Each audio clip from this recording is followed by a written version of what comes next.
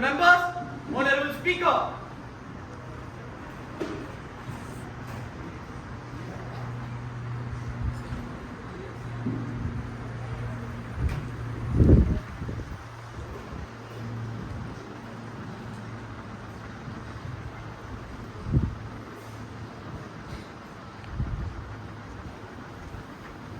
Honorable members, I cordially welcome you all to the 35th Youth Parliament 2024-2025. I hope this session will be a fruitful one as we deliberate the matters concerning the nation. Today's first business will be oath taking. Members to take the oath. Secretary General, please. Yes, madam. Srimati Hamsika, who stands elected from the Chikodi constituency of Karnataka, will now take oath of affirmation. Madam, would you like to take oath of affirmation?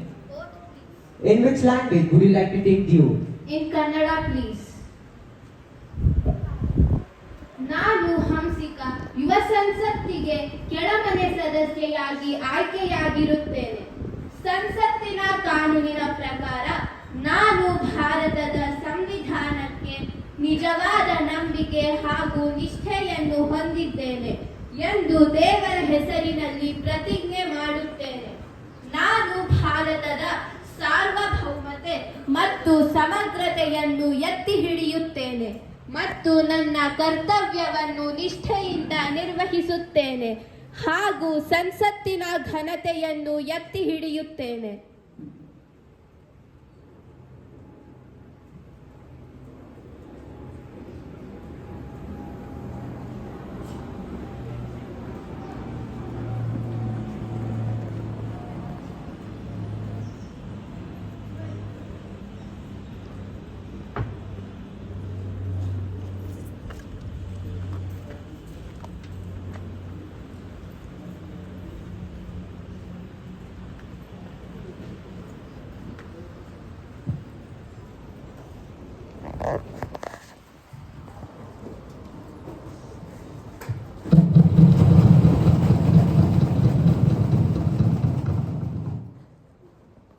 Shriman Nishant Ramaswamy, who stands elected from the Karur Lok Sabha constituency of Tamil Nadu, will now take oath of affirmation.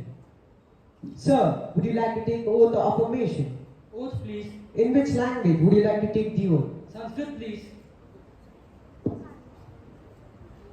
अहं निशांत रामस्वामी लोकसभाया सदस्यत्वेन निर्वाचितः निश्चयेन परमेश्वरस्य नाम्ना शपे यदा अहं विधिना स्थापितं भारतस्य संविधानं प्रति सत्यां श्रद्धां निष्ठां च धारयिष्ये यदा अहं सम्पूर्णं भारतस्य सम्पूर्णं प्रभुत्वं सम्पन्नताम् अखण्डतां च रक्षिष्यामि तथा यत्पदं ग्रहीतुम् अहम् उद्यतोऽस्मि तस्य कर्तव्यानि श्रद्धापूर्वकं निर्वक्ष्यामि.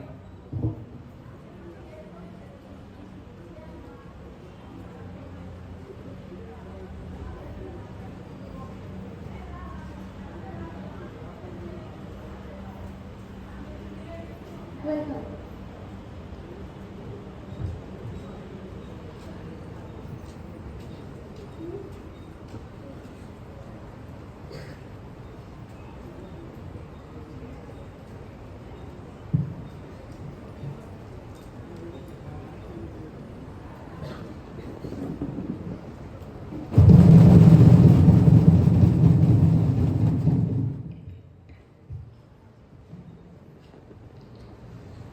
Honorable members, with great sorrow and regret, I inform this House about the sad demise of veteran actor and former MP Reyansh G. Rao. Reyansh G. Rao made a significant mark in the Indian cinema and public service. His film career spanned over 4 decades in which he appeared in more than 700 films. Beyond his cinematic achievements, he was also a dedicated public servant. He served in the Sitapur Lok Sabha constituency from 2014 to 2019. An able parliamentarian and an effective orator, he took keen interest in the proceedings of the House. Respected Speaker Ma'am, I am deeply saddened by the passing of former MP Reyansh G. Rao. a stalwart in regional cinema, and a dedicated public servant. Beginning his political career as a municipal councillor way back in 1979. In 2014, he won the Lok Sabha elections from Sitapur as an independent candidate supported by the LDF. His legacy as an actor and as a politician will continue to inspire future generations. His legacy, he leaves behind a rich legacy of laughter, kindness, and service. The nation mourns his loss, and his memories will forever be cherished by his fans, colleagues, and the people of this country. रहने को सदा दहर में आता नहीं कोई, तुम जैसे गए ऐसे भी जाता नहीं कोई। माननीय सभापति महोदया, मुझे प्रसिद्ध अभिनेता एवं पूर्व सांसद श्री रेयांश जी राव के निधन से बहुत दुख हुआ है। वे अपने जीवंत अभिनय द्वारा लोगों के जीवन में हास्य भरने के लिए सदा याद किए जाएंगे। श्री रेयांश जी राव अपनी सरल जीवन शैली और मृदुभाषी स्वभाव के लिए जाने जाते थे। उन्होंने अपने जीवन के आधार पर 7 हास्यपूर्ण किताबें भी लिखी थीं। वे बहुत अच्छे इंसान थे। लोकसभा में उनके साथ वार्तालाप करने का मुझे सौभाग्य मिला। फिल्मों में उनका सहज अभिनय और राजनीति में उनकी मजबूत राजनीतिज्ञ की एक छवि ने हम सबके दिल में एक अविस्मरणीय छाप छोड़ दिया है। आज वे हमारे बीच नहीं हैं। हम उनके परिवार वालों और प्रशंसकों के प्रति अपनी संवेदनाएं प्रकट करते हैं। The House may stand in silence for expressing our deep sorrow.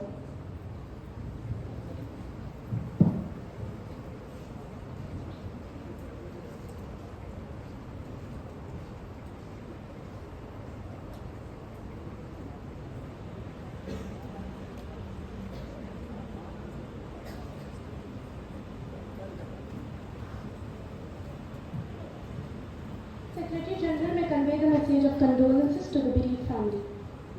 Yes, madam.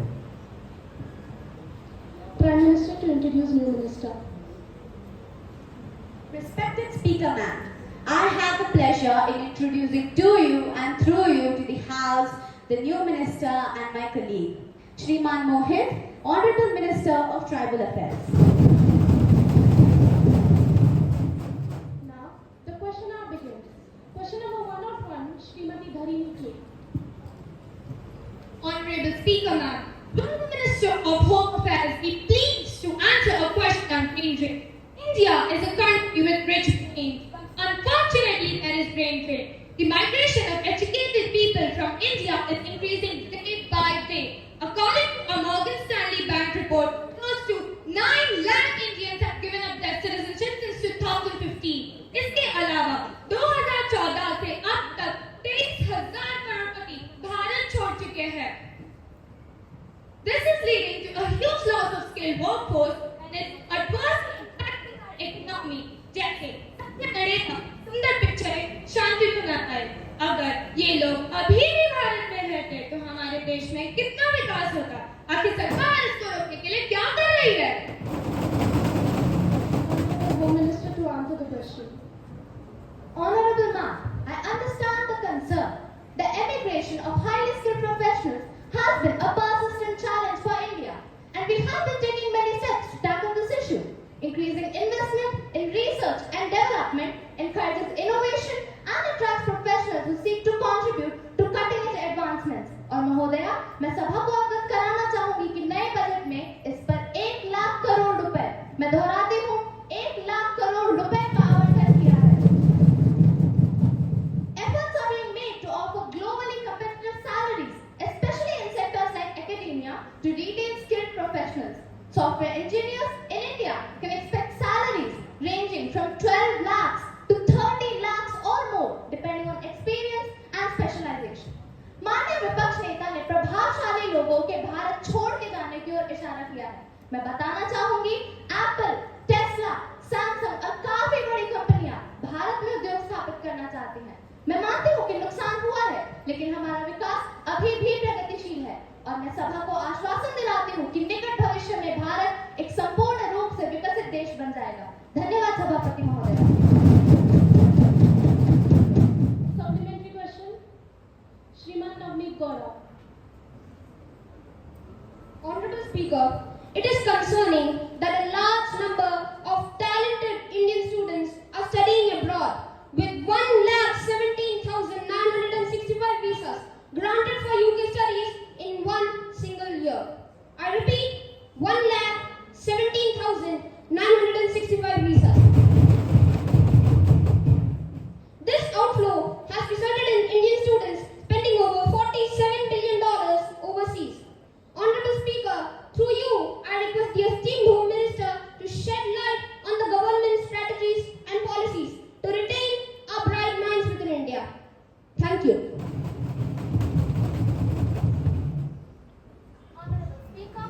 Through you, I would like to apprise the Assembly that we have indeed been working on measures to retain our talent. Bharat के कई छात्र पारिवारिक आर्थिक तंगी की वजह से पढ़ाई नहीं कर पाते, इसलिए वित्तीय सहायता के महत्व को समझते हुए भारतीय छात्रों के लिए छात्रवृत्ति और अनुदान पर जोर दिया जा रहा है. Indian universities are investing in infrastructure, research facilities, and campus amenities to create an attractive learning environment. And in the financial year 2024-25, India has allocated a record high amount of 1.5 lakh crore for its education sector. I repeat, 1.5 lakh crore rupees.